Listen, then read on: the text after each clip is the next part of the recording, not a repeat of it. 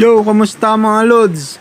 Re-review natin ngayon ang aking bagong kuhang motor na si Rusi Sparkle 150. Yan.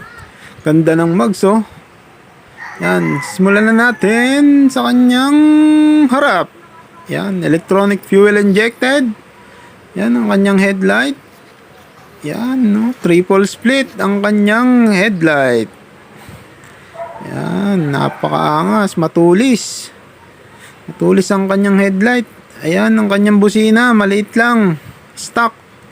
And then, naka-rotor disc sa harap. Tapos, naka-tubeless. Yan. Ang size ng kanyang gulong ay 90-80 by 14. Yan. Naka-dual piston caliper din, mga chong. Naka-engrave yung Rusi. Di na matatanggal yan. Yan, Sparkle 150, fuel injected ng sticker. Yan, no? May bypass light yan, no? May bypass switch pala. Yan, i-check natin ngayon ang kanyang panel gauge. Okay. Yan. On. Yan, no? Parang Aerox, may kamukha. Yan. Yan, may check engine. Mamaya, check natin yung engine. Kung merong engine.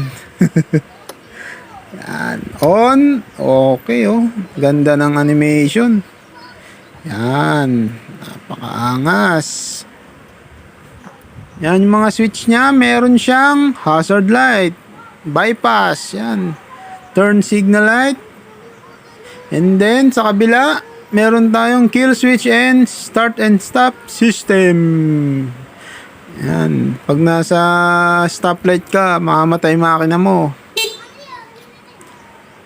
Then pag piga mo ng throttle, under ulit.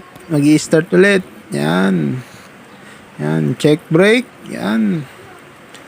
Bago pa, bago. Maganda, maganda. Yan. May Rusi na sticker sa kanyang harap. Yan. Check natin headlight. Yun, oh. Triple split. Ganda ng kanyang park light. Parang lilipad na ibon, mga chong. Yan. Punta naman tayo sa side. Yan. Merong sparkle na emblem. Kulay gray. And then, sa kanyang panggilid, side engine. Yan, oh. Mukhang itsura ng click, ah. May kamukha, ah. Mukhang click.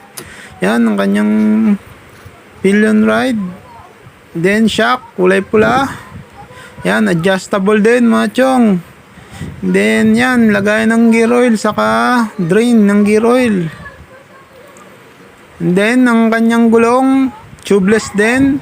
Ang size ng kanyang gulong ay 180 by 14. Yan. Laki, no? Lapad.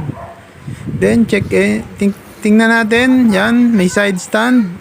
Meron din pala siyang kill switch, no? Pag sinide stand natin, mamamatay ang engine. Yan. Then dito tayo sa likod.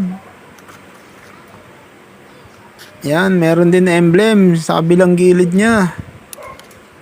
Check natin yung taillight. Yan. Parang ano, no?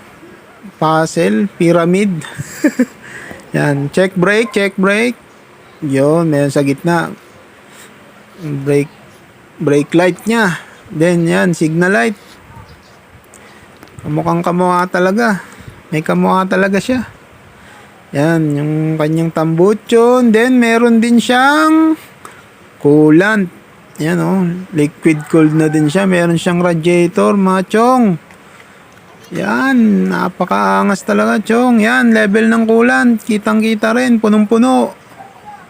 Tatapon na lang yan pag sobra. Yan, then yung lagay ng battery, mga chong. Doon, pares na pares sa click, chong. Yan, yung ano natin, ignition switch. Yan, meron ding ano yan, anti-theft. Yan.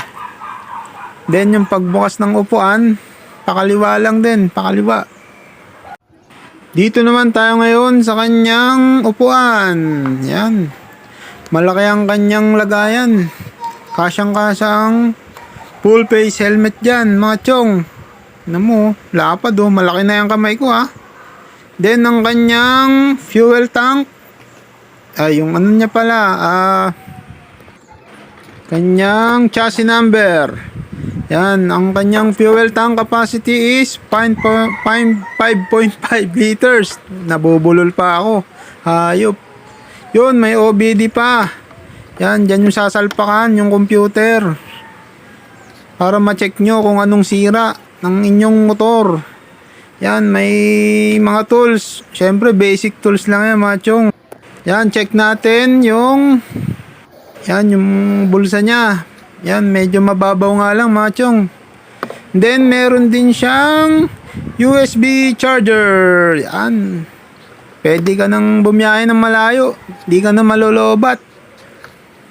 Yan, sunod nating video. Test drive natin yan. Kung malakas ba talaga. Pero na-drive ko na yan eh. Lakas talaga, mga chong. Next vlog na lang, mga chong, Kita kits. Ingat!